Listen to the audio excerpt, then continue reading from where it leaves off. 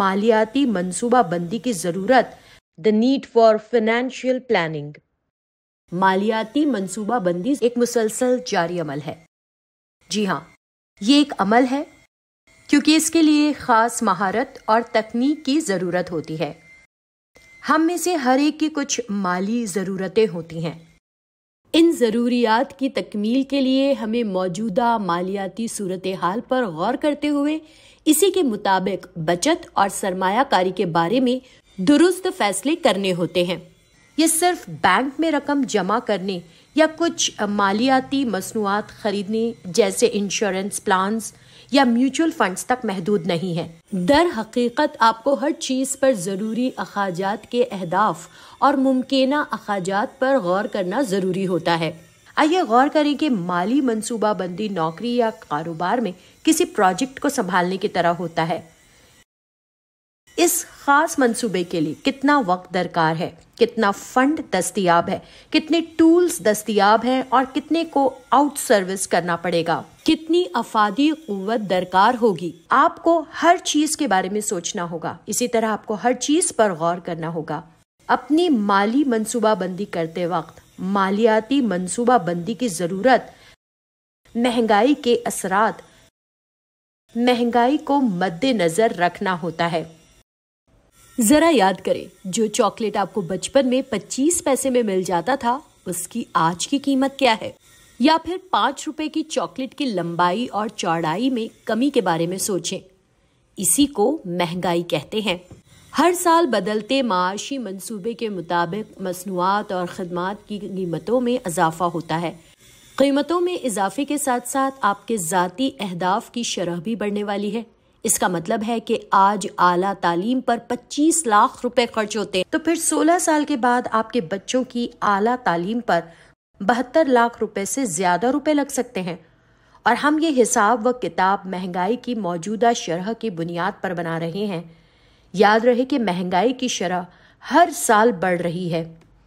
اس کا مطلب ہے کہ افراط زر کا اثر سب سے اہم وجہ ہے کہ آج غیر متوقع اخراجات کے لیے تیار رہنے کے لیے مالیاتی منصوبہ بندی کی ضرورت ہے۔ ہنگامی فنڈ کی دستیابی۔ آج یہ اندازہ لگانا ممکن نہیں ہے کہ مستقبل میں ملازمت یا کاروباری حلقے میں کیا تبدیلیاں رونما ہو سکتی ہیں۔ ٹیکنالوجی میں جس رفتار سے تبدیلیاں ہو رہی ہیں، بہت سے کاروباروں کے انداز کو تبدیل کر رہے ہیں۔ آپ نے بہت سی مثالیں سنی ہوں گی کہ کس طرح نئے تکنیکی نظام کے اجرا سے دستی مزدوری کی مانگ کم ہو جاتی ہے۔ اس کے علاوہ ملازمت میں سالانہ تنخواہ میں اضافہ کمپنی کے قواعد کے مطابق دیا جاتا ہے، مہنگائی کی بڑھتی ہوئی شرح کے مطابق نہیں۔ آج منصوبہ بندی اتنی اہم کیوں ہے؟ اگر ہم مختلف وجوہات، صحت کے غیر متوقع اخراجات اور بزرگ والدین کی ذمہ داریوں کی وجہ سے بگڑتی ہوئی صحت پر غور کریں تو آج مالیاتی منصوبہ بندی کی ضرورت پر مزید زور دیا جائے گا۔ غیر متوقع اخراجات نہ صرف ملازمت یا صحت کی وجوہات کے بنا پر پیدا ہو سکتے ہیں، بلکہ بہت سے دوسرے عوامل جیسے اعلیٰ تعلیم، گھر کی مرمت وغیرہ سے بھی پیدا ہو سکتے ہیں۔ ایک مثالی نظریہ کہتا ہے کہ آپ کی ماہانہ آمدنی کے 6 حصے یعنی تنخواہ دار کی 6 ماہ کی تنخواہ غیر متوقع اخراجات کے لیے محفوظ کیا جانا چاہیے۔ اب اگلے ریٹائرمنٹ کارپس کی طرف بڑھتے ہیں۔ براہ کرم نوٹ کریں کہ مہنگائی بڑھتی رہے گی۔ دیکھو، جو بچت آپ کے والدین نے آپ کے لیے کی تھی وہ آج کس طرح ناکافی ثابت ہو رہی ہے۔ براہ کرم غور کریں۔ اس کے علاوہ اس بات سے کوئی فرق نہیں پڑتا ہے کہ آج آپ کا کام کتنا ہی اعلیٰ ہے، اس سے پینشن ملنے والی نہیں ہے۔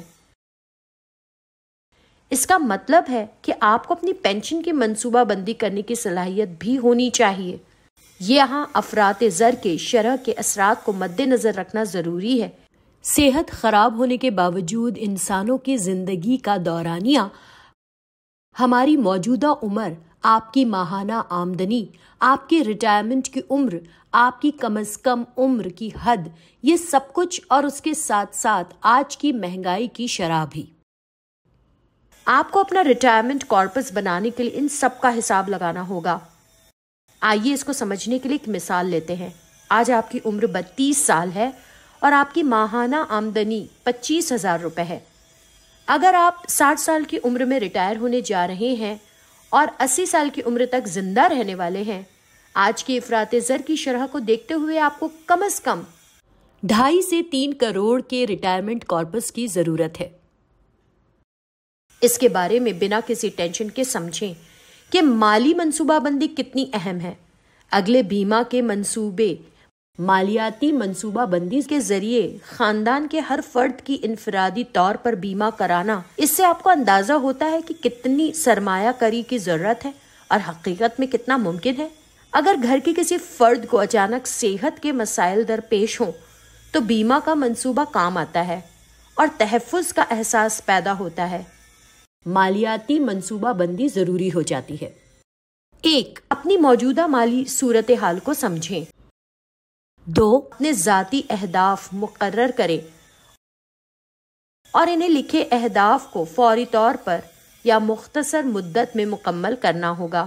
مختصر مدت کے اہداف ہیں اور جو اہداف چند سالوں میں مکمل ہونے ہیں وہ طویل مدتی اہداف ہیں۔ 3. بچت اور سرمایہ کاری کے مختلف اختیارات دریافت کریں اور اپنے لیے صحیح آپشن کا فیصلہ کریں۔ 4. اپنے لیے ایک منصوبہ بنائیں۔ 5. اس پر عمل درآمد شروع کریں۔ 6. اسے وقتاً فوقتاً چیک کریں اور ضروری تبدیلیاں کریں۔ مالیاتی منصوبہ بندی آپ کے لیے جانے والی ہر مالی فیصلے کو کنٹرول کرتی ہے۔